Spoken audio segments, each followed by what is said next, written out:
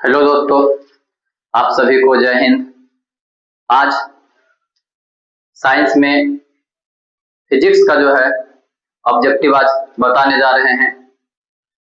इससे पहले आप केमिस्ट्री का जो है पूरा वीडियो देख चुके होंगे जिसमें ऑब्जेक्टिव आपको बताया गया था। आज हम 10th का जो है फिजिक्स का जो है पहला चैप्टर प्रकाश का परावर्तन, उसका जो है लेक्चर 1 आप लोग देखना ना भूलें। ये बहुत इंपॉर्टेंट जो है क्लास होने जा रहा है और इसमें जितने भी ऑब्जेक्टिव बनेंगे प्रकाश के परावर्तन में लेक्चर बाय लेक्चर आपको जो है बताया जाएगा, पार्ट 1 बाय पार्ट 2 करके, है ना। तो आप लोग बने रहिए और चलिए हम इसमें क्वेश्चन स्टार्ट करते हैं प्रकाश का परावर्तन से। तो इसमें पहला क्वेश्चन है प्रकाश के परावर्तन में, क्वेश्चन नंबर 1 है। सबसे पहला क्वेश्चन है कि प्रकाश क्या है? प्रकाश क्या है? प्रकाश क्या है? समझिए, प्रकाश क्या है पहला क्वेश्चन है ना। इसमें क्वेश्चन बारीकी से जो पूरा जो है जितने क्वेश्चन इससे बन सकते हैं ऑब्जेक्टिव के, आपको पूरा इस पे किया जाएगा ताकि क्वेश्चन भी छूटे नहीं। तो याद रखिए प्रकाश क्या है। तो प्रकाश एक प्रकार की ऊर्जा होती है। प्रकाश क्या है? तो प्रकाश एक प्रकार की ऊर्जा है। प्रकाश की अगर परिभाषा पूछे सब्जेक्टिव के लिए तो इसमें क्वेश्चन है ना, इसका आंसर हो जाएगा प्रकाश वह कारक है जिसकी सहायता से हम किसी भी वस्तु को देख पाते हैं, है ना। प्रकाश वह कारक है या प्रकाश वह माध्यम है जिसकी सहायता से हम किसी भी वस्तु को देख पाते हैं। तो यहाँ क्वेश्चन है प्रकाश क्या है? तो प्रकाश एक प्रकार का ऊर्जा क्या है? एक प्रकार का क्या है? प्रकार का ऊर्जा है। ऊर्जा क्या होता है? ऊर्जा जो है ये स्थान नहीं छेड़ता, ये वस्तु नहीं बल्कि एक ऊर्जा होता है। ऊर्जा कहने का मतलब होता है कि ना तो ये कोई स्थान छेड़ता है, ना तो इसमें भार होता है, ना तो ये विरोध करता है। तो उसे हम ऊर्जा कहते हैं। जैसे ध्वनि हो गया, ध्वनि एक प्रकार की ऊर्जा है, तो प्रकाश भी एक प्रकार का क्या हमारा ऊर्जा। याद रखिएगा क्वेश्चन नंबर 2, प्रकाश कैसे गमन करती है? कैसे गमन करती है?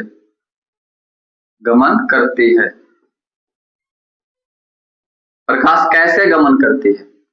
तो याद रखिएगा प्रकाश कैसे गमन करती है मतलब इसका है कि प्रकाश कैसे चलती है।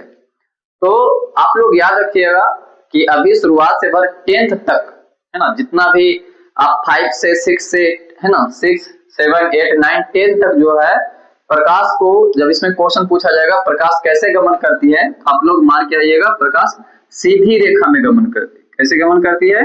सीधी रेखा में गमन करती है। सीधी रेखा में गमन करती है मतलब सीधी रेखा में चलती है ना। प्रकाश कैसे गमन करती है? तो सीधी रेखा में चलती है। लेकिन 10th के बाद जब हम 11th 12th में जब पढ़ते हैं प्रकाश के बारे में, तो वहां जो है प्रकाश को जो है दोनों तरह से, प्रकाश जो है एक वेव के रूप में भी चलता है, तरंग के रूप में। प्रकाश कैसे चलती है? तो तरंग के भी रूप में चलता है। प्रकाश जो है इस तरह से भी गति करती है और प्रकाश जो है सीधे भी गति करती है। तो भर 10th तक हमारा जब क्वेश्चन पूछेगा कि प्रकाश कैसे गमन करती है, और ये बोर्ड एग्जाम में पूछा भी हुआ क्वेश्चन है कि प्रकाश कैसे गमन करती है, तो सीधी रेखा, है ना। लेकिन 12th में जब हम जाते हैं तो प्रकाश को इस तरह से जो है गति करते हुए दिखाया जाता है। प्रकाश वेव के रूप में चलती है, तरंग के रूप में चलती है ना। तो इसको याद रखिएगा क्वेश्चन को। अगला क्वेश्चन नंबर 3, प्रदीप्त क्या है? प्रदीप्त क्या है? प्रदीप्त क्या है? समझिएगा, प्रदीप्त का मतलब होता है वैसी वस्तु जिससे प्रकाश निकलता हो। वैसी वस्तु जिससे प्रकाश निकलता हो, जो प्रकाशमान, उसे हम प्रदीप्त कहते हैं। जिससे प्रकाश नहीं निकलता है तो उसे हम अप्रदीप्त कहते हैं। प्रदीप्त कहने का मतलब हो जाएगा जैसे जलता हुआ बल्ब, जलता हुआ ट्यूबलाइट, जलती हुई मोमबत्ती, ये सभी प्रदीप्त मतलब जिससे प्रकाश उत्सर्जित हो रहा है, जो प्रकाश निकल रहा है। सूरज क्या है? प्रदीप्त है। चंद्रमा भी क्या है? प्रदीप्त।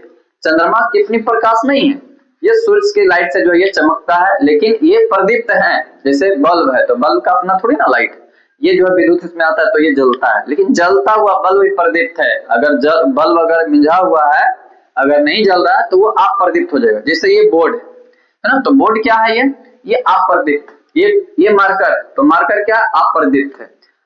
प्रदीप्त का मतलब होता है जिससे प्रकाश उत्सर्जित। तो याद रखिएगा प्रदीप्त किसे कहते हैं, तो प्रदीप्त जो होता है जो जिससे प्रकाश उत्सर्जित हो रही हो उसे प्रदीप्त कहते हैं। ठीक है, याद रखिएगा। क्वेश्चन नंबर 4, किरण पुंज कितने प्रकार के होते हैं? किरण पुंज कितने प्रकार के होते हैं? कितने प्रकार के होते हैं? कितने प्रकार के होते हैं? चलिए समझिएगा। किरण पुंज जो होता है, किरण पुंज कहते किसे पहले, तो प्रकाश के किरणों के समूह।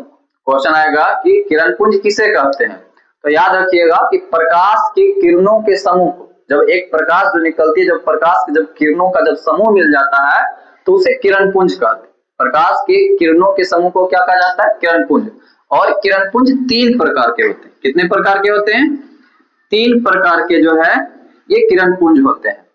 किरण पुंज 3 प्रकार के। पहला किरण पुंज जो होता है ना, तीनों हम लिख देते हैं इसमें। पहला होता है समांतर किरण पुंज। कौन सा? समांतर किरण पुंज। समांतर किरण पुंज, समांतर किरण पुंज होता है। दूसरा होता है अपसारी किरण पुंज। अपसारी, अपसारी किरण पुंज, अपसारी किरण पुंज। और तीसरा होता है अभिसारी किरण पुंज। क्या होता है? अभिसारी किरण पुंज। किरण पुंज। तो किरण पुंज 3 प्रकार के होते हैं। एक होता है समांतर किरण पुंज, दूसरा होता है अपसारी किरण पुंज, और तीसरा होता है अभिसारी किरण पुंज। याद रखिएगा। समांतर किरण पुंज क्या किसे कहेंगे? समांतर किरण पुंज जो होगा जिससे जो प्रकाश जहां से निकल दी वहां से प्रकाश निकल के जो है एक दूसरे के समानांतर चलते रहेगी। जैसे में ये है ना, अनंत से आती हुई प्रकाश की किरणें जो होती है एक दूसरे के समानांतर चलती है, तो ये हो गया समानांतर किरण पुंज। ये कैसा किरण पुंज है? समानांतर, है ना, समांतर किरण पुंज। एक होता है ना, जिसे मान लो जहां से प्रकाश निकल रही है और प्रकाश निकल के वहां से जो है ये फैलती हुई चली जाती है। प्रकाश क्या हो रही है? फैलती हुई चली जाती है। इस तरह से जो प्रकाश है एक जगह से निकलती है और फैलती हुई चली जाती है, तो उसे क्या कहा जाता है? उसे अपसारी किरण पुंज कहते हैं। इसको क्या कहेंगे? अपसारी, अपसारी किरण पुंज कहेंगे।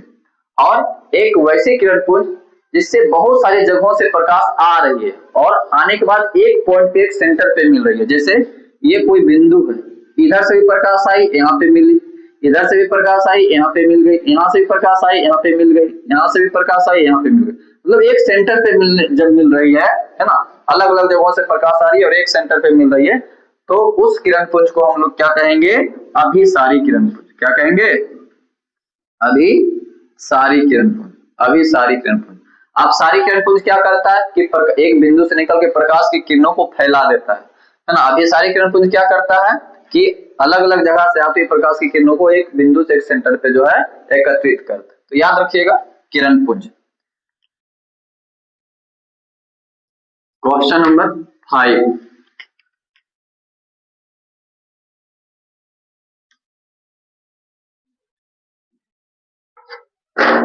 क्वेश्चन नंबर 5 क्या है? प्रकाश, प्रकाश के परावर्तन के, परावर्तन के कितने नियम, कितने नियम हैं? प्रकाश के परावर्तन के कितने नियम? देखिए ये क्वेश्चन जो है हर एक बार 10th का जो बोर्ड एग्जाम होता है उसमें हर एक बार ये क्वेश्चन पूछा जा चुका है। हर एक बार पूछता है, कोई ऐसा साल हो जिसमें ना पूछा हुआ हो। प्रकाश का परावर्तन का हो चाहे प्रकाश का अपवर्तन का हो, दोनों में से किसी एक का क्वेश्चन रहता है, कंफर्म रहता है। इसको समझना है कि प्रकाश के परावर्तन के कितने नियम, तो इसके परावर्तन के है ना, प्रकाश के परावर्तन के 2 नियम, प्रकाश के परावर्तन के 2 नियम। इसमें देखिए थोड़ा सब्जेक्टिव भी क्वेश्चन थोड़ा बताते चले इसमें कि प्रकाश के परावर्तन क्या है, प्रकाश का परावर्तन क्या है। तो प्रकाश का परावर्तन का मतलब होता है कि जब प्रकाश की किरणें हमारी समतल सतह पे या किसी भी सतह पे पड़ती है और उस पे पड़ने के बाद जो टकरा के लौटती है उसी को हम प्रकाश का परावर्तन कहते हैं। जैसे में कि मान लीजिए कि हम एक जो बॉल ले लिए, है ना, बॉल जो है दीवार पे फेंके, इधर से जो गया दीवार पे फेंके और दीवार से टकराने के बाद जो फिर वापस इसी माध्यम में इसी रास्ते की ओर आ गया जिधर से हम फेंके, तो क्या हो गया, बॉल का परिवर्तन। गेंद जो हमने फेंका इधर से उधर टकरा के जो है दीवार और दीवार से टकरा के वापस इसी माध्यम में चला आया, तो वो क्या हो गया, बॉल का परावर्तन हो गया, गेंद का परावर्तन हो गया। उसी प्रकार जब भी प्रकाश किसी भी स्रोत से प्रकाश निकल रही है और वहां से निकलने के बाद जब प्रकाश की किरणें किसी वस्तु से टकराती है, जैसे बोर्ड से टकराया और टकराने के बाद जो फिर ये टकराने के बाद जिधर से आई उधर ही लौट गई, तो उसे हम प्रकाश का परावर्तन कहते हैं। क्या कहते हैं, प्रकाश का परावर्तन।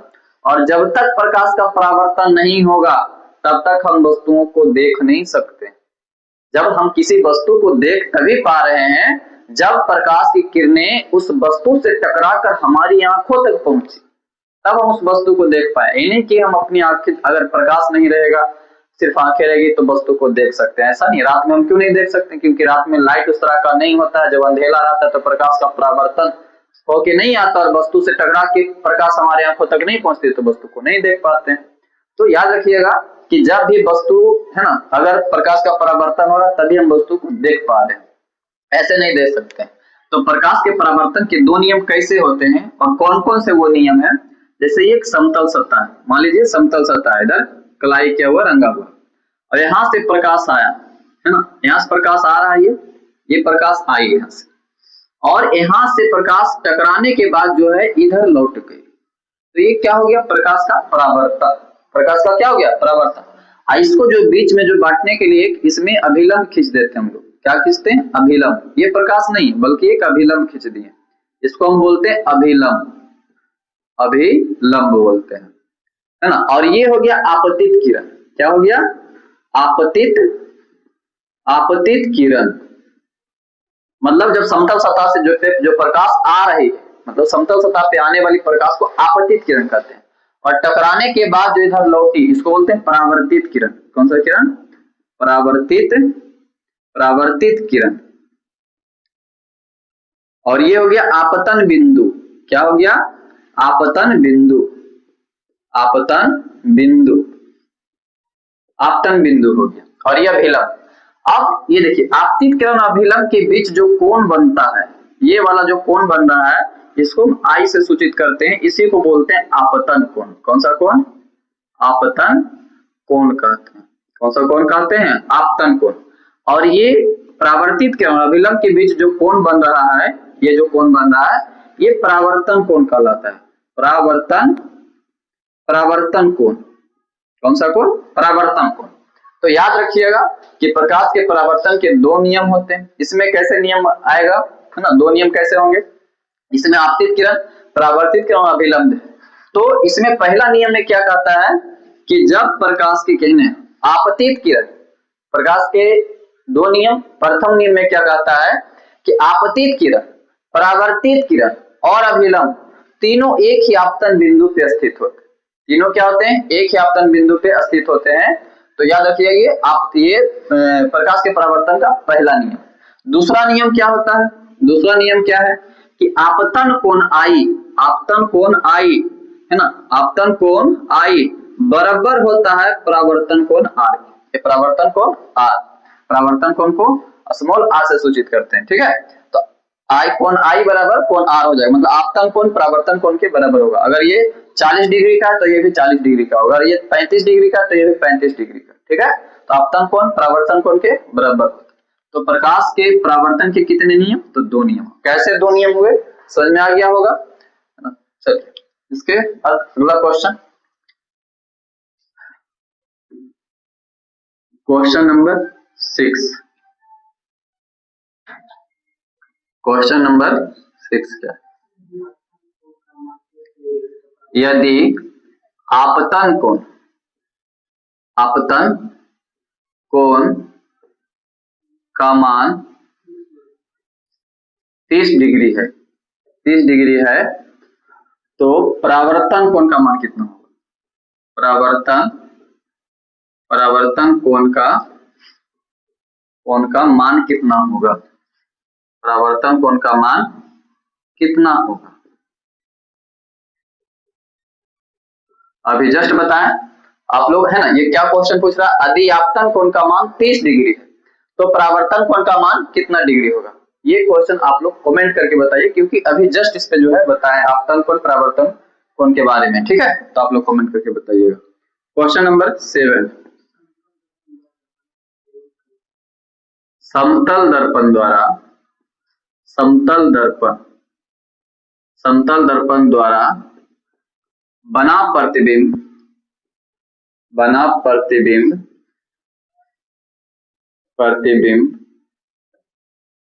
कैसा होता है,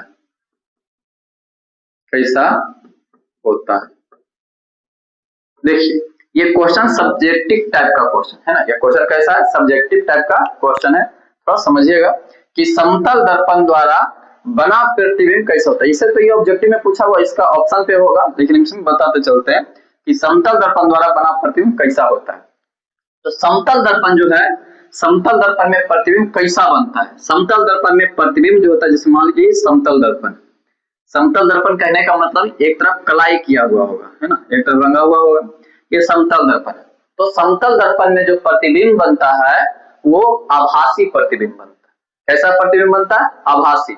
और आभासी बनेगा, है ना, उसे आभासी को एक काल्पनिक कहते हैं। और जब भी आभासी बनेगा तो सीधा बनेगा। कैसा बनेगा, सीधा।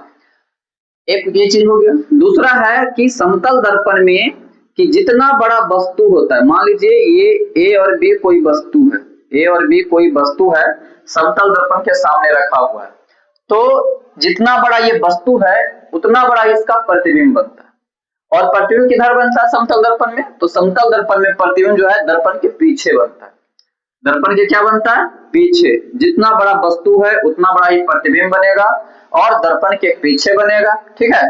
और जितना दूरी पर है, जब मान लीजिए कि 5 मीटर की दूरी पे दर्पण से वस्तु, तो इसका प्रतिबिंब भी दर्पण के पीछे जो 5 मीटर की दूरी पर ही बनेगा। कितने मीटर की दूरी पे, 5 मीटर की दूरी पे ही इसका प्रतिबिंब बनेगा। याद रखिएगा, समतल दर्पण में बना प्रतिबिंब कैसा होता है। तो सबसे पहले समतल दर्पण में बना प्रतिबिंब जो होता है काल्पनिक होता है, सीधा होता है। समतल दर्पण में जो प्रतिबिंब बनते हैं वो वास्तविक बनता है, ये आभासी बनता है। कैसा बनता है, आभासी। समतल दर्पण में प्रतिबिंब जितना बड़ा वस्तु होता है उतना बड़ा उसका प्रतिबिंब बनता है। जितनी दूरी पे दर्पण से जितनी दूरी पे वस्तु होता है उतनी दूरी पे उसका प्रतिबिंब बनता है दर्पण से, ठीक है। और तीसरा क्या है कि समतल दर्पण में जो है, समतल दर्पण को पर्दे पे प्राप्त नहीं किया जा सकता है ना। और क्या है क्वेश्चन कि समतल दर्पण में प्रतिबिंब जो पार्श्विक उल्टा बनता है। पार्श्विक उल्टा कहने का मतलब ये आर ऐसे लिखा हुआ है, तो समतल दर्पण में ये इस तरह का लिखा हुआ मिलेगा, पार्श्विक उल्टा। कैसा मिलेगा, पार्श्विक उल्टा होता है। अगर पार्श्विक उल्टा जैसे कहने का मतलब समतल दर्पण में कि हम अगर ये हाथ उठाएंगे तो हमारा प्रतिबिंब जो बनेगा समतल दर्पण में वो लग रहा है कि ये हाथ उठा रहा है ना, तो वो होता है पार्श्विक उल्टा। क्या होता है, पार्श्विक उल्टा इसमें बनता है, इसको याद रखिएगा। समतल दर्पण द्वारा प्रतिबिंब कैसा होता है, तो काल्पनिक होता है, सीधा बनता है ना। और दर्पण के पीछे प्रतिबिंब बनता है। जितनी बड़ी वस्तु होती है उतनी बड़ी उसका प्रतिबिंब बनता है। जितनी दूरी पे वस्तु होती है उतनी दूरी पे उसका प्रतिबिंब बनता है। और कैसा बनता है, तो पार्श्विक उल्टा बनता है। तो इसको याद रखिए क्वेश्चन समतल दर्पण का। अगला question number 8,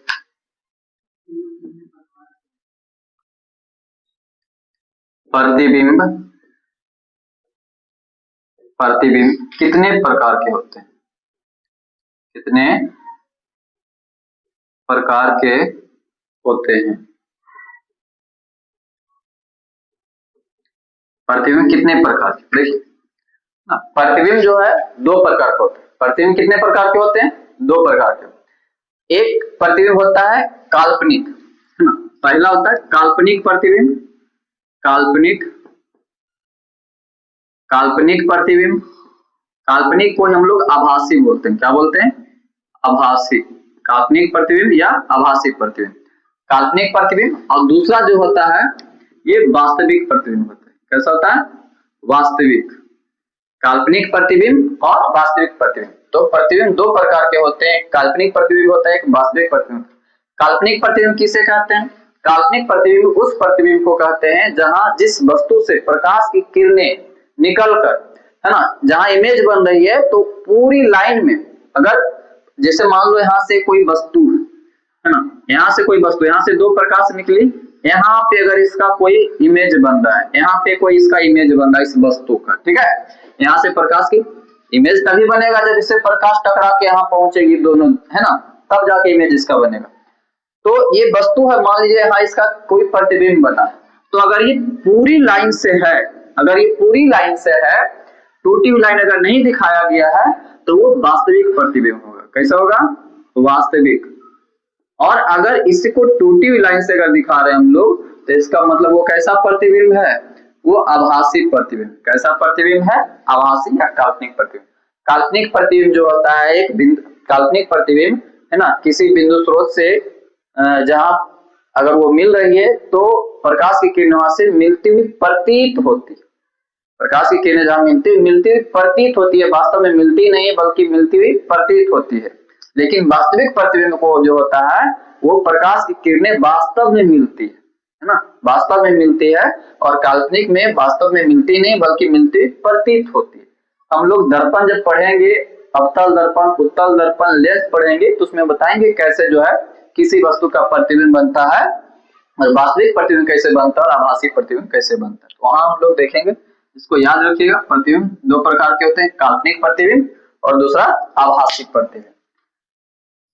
question number 9, question number 9, दर्पण कितने प्रकार के होते हैं? दर्पण कितने प्रकार के होते हैं? कितने प्रकार के होते हैं?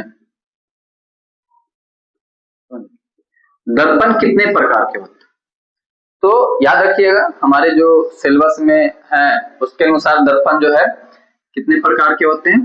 तो दो प्रकार के। ऐसे तो तीन प्रकार के होते हैं, लेकिन हमारे जो है 10th में जो पढ़ने का दो ही प्रकार का है। एक समतल दर्पण है, एक समतल दर्पण है, समतल दर्पण है ना, और एक गोलीय दर्पण। एक क्या है? गोलीय दर्पण। गोलीय दर्पण। अगर क्वेश्चन पूछेगा दर्पण कितने प्रकार के होते हैं तो दर्पण दो ही प्रकार के, एक समतल दर्पण और एक गोलीय दर्पण। कितने जो है बोल देते हैं कि इसमें दर्पण तीन प्रकार का, इसमें इसको गिना देता है, समतल दर्पण, उत्तल दर्पण, अवतल दर्पण, है ना। वो गोलीय दर्पण के भाग किसके हैं? अगर पूछेगा कि गोलीय दर्पण कितने प्रकार के होते हैं तब वहां बताएंगे कि गोलीय दर्पण दो प्रकार के होते हैं, उत्तल दर्पण होता है, उत्तल दर्पण, और एक क्या होता है? अवतल दर्पण। अवतल दर्पण, अवतल दर्पण। तो ये गोलीय दर्पण दो प्रकार के होते हैं, उत्तल और अवतल। लेकिन ऐसे पूछे अगर दर्पण कितने प्रकार के होते हैं तो दर्पण दो प्रकार के होते हैं, एक समतल दर्पण होता है और एक गोलीय दर्पण होता है। और ऐसे एक परवलयाकार दर्पण भी होता है। दर्पण तीन प्रकार, अगर इस हमारे चैप्टर में जो पढ़ने के दो ही है, लेकिन ऐसे एक और दर्पण होता है परवलयाकार दर्पण। कौन सा दर्पण? परवलयाकार दर्पण। तो उसको याद रखिएगा। इसमें जो आपको 10th के अनुसार बस यही दो याद रखने हैं। दर्पण कितने प्रकार के? दो प्रकार के, समतल दर्पण और गोलीय दर्पण। और जब क्वेश्चन पूछेगा गोलीय दर्पण कितने प्रकार के, तब दो प्रकार के, एक उत्तल दर्पण और एक अवतल दर्पण। ठीक है। Question number 10। अच्छा देखिए, क्वेश्चन आ ही गया। गोलीय दर्पण, गोलीय दर्पण कितने प्रकार के होते हैं? गोलीय दर्पण कितने प्रकार के? तो गोलीय दर्पण यही लिखा हुआ है, गोलीय दर्पण दो प्रकार के, एक उत्तल दर्पण और एक अवतल दर्पण। अगला क्वेश्चन है क्वेश्चन नंबर 11। क्वेश्चन नंबर 11 क्या है? समतल दर्पण, समतल दर्पण के लाइट बंद, लाइट ठीक है। समतल दर्पण के फोकस दूरी क्या होती है? फोकस दूरी क्या होती है? क्या होती है? क्वेश्चन ये VVI क्वेश्चन है ना, ये कई बार पूछा जा चुका है। इंपॉर्टेंट क्वेश्चन, सभी इसमें आपको इंपॉर्टेंट क्वेश्चन ही कराया जा रहा है, लेकिन थोड़ा इसको थोड़ा ज्यादा ध्यान से याद रखिएगा क्योंकि कई बार पूछा जा चुका है बोर्ड एग्जाम में। क्वेश्चन है कि समतल दर्पण की फोकस दूरी क्या होती है। तो समतल दर्पण की जो है फोकस दूरी, समतल दर्पण की फोकस दूरी अनंत होती है। क्या होती है? अनंत, अनंत होती है। एक याद रखिएगा, और समतल दर्पण की फोकस दूरी और वक्रता त्रिज्या भी, क्या? वक्रता त्रिज्या, वक्रता त्रिज्या जो होता है आर, वक्रता त्रिज्या क्या होता है? Capital R. तो समतल दर्पण की फोकस दूरी एफ है ना, और वक्रता त्रिज्या आर, ये समतल दर्पण की फोकस दूरी और वक्रता त्रिज्या क्या होती है? तो दोनों का दोनों जो है अनंत होता है। समतल दर्पण की फोकस दूरी और वक्रता त्रिज्या दोनों क्या होती है? तो अनंत होती है। इसको याद रखिएगा, क्वेश्चन कई बार पूछा जा चुका है। अगला क्वेश्चन, क्वेश्चन है क्वेश्चन नंबर 12, किस दर्पण से वस्तु का बड़ा प्रतिबिंब बनता है? बड़ा प्रतिबिंब बनता है, देखिए समझिएगा, क्वेश्चन क्या कर रहा है? किस दर्पण से वस्तु का बड़ा प्रतिबिंब बनता है? दर्पण से, है ना, किस दर्पण से? तो दर्पण अभी बताए थे उसमें समतल दर्पण और गोलीय दर्पण। तो इसमें अब क्या है कि समतल गोलीय दर्पण से तो नहीं बनता, गोलीय दर्पण अब दो प्रकार के हो जाते हैं। तो समतल दर्पण, गोलीय दर्पण, ये समतल दर्पण, उत्तल दर्पण और अवतल दर्पण, गोलीय दर्पण के दो प्रकार, उसमें अब चलेंगे।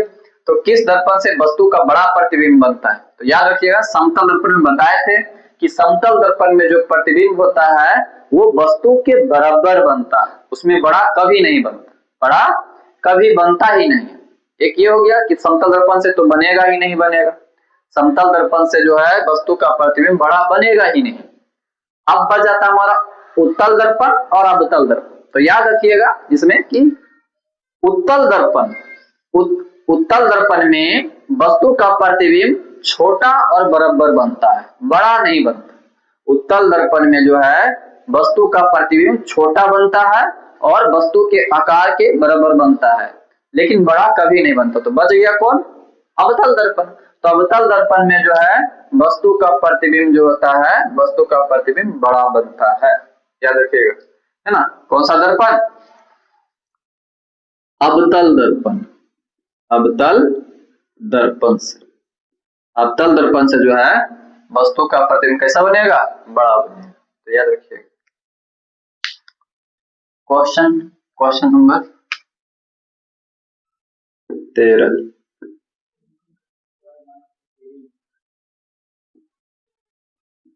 समतल दर्पण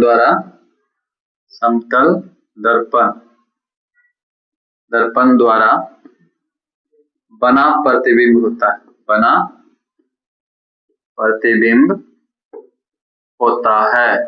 मतलब समतल दर्पण के द्वारा कैसा प्रतिबिंब बनता है ना, करा है कि समतल दर्पण द्वारा बना प्रतिबिंब होता है, कैसा होता है? तो समतल पहले बताएं इसमें कि समतल दर्पण के द्वारा जो प्रतिबिंब बनता है वो कैसा बनता है? ये आभासी बनता है और सीधा बनता है, दर्पण के पीछे बनता है। तो उसको याद रखिए। क्वेश्चन नंबर 15, क्वेश्चन क्या है? काल्पनिक प्रतिबिंब, काल्पनिक प्रतिबिंब होता है। क्वेश्चन पूछने का इसका मतलब है कि काल्पनिक प्रतिबिंब कैसा होता है? काल्पनिक प्रतिबिंब जो होता है ये हमेशा जो होता है सीधा होता है। काल्पनिक प्रतिबिंब हमेशा कैसा बनता है? तो सीधा बनता है। और वास्तविक प्रतिबिंब हमेशा कैसा बनेगा? तो उल्टा बनेगा। याद रखिएगा, काल्पनिक प्रतिबिंब हमेशा सीधा बनेगा और वास्तविक प्रतिबिंब हमेशा कैसा बनेगा? उल्टा बनेगा। तो क्वेश्चन इसको याद रखिएगा। क्वेश्चन नंबर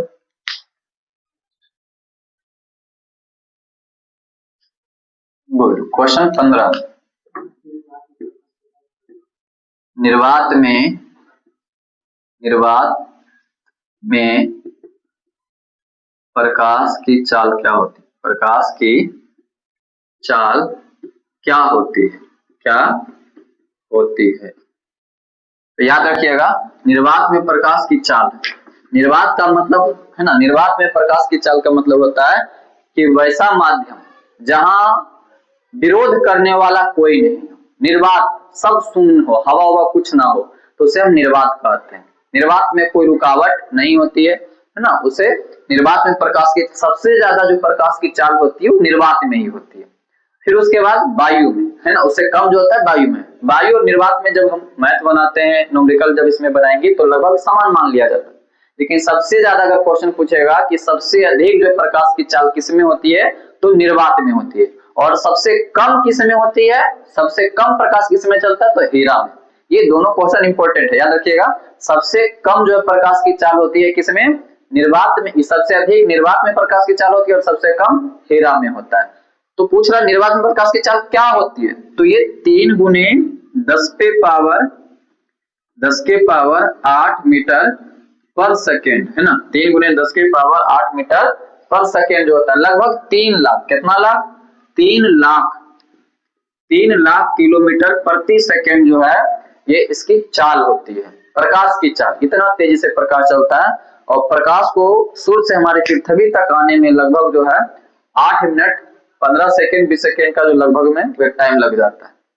तो क्वेश्चन आज यहाँ तक बता दिया गया है 15 तक।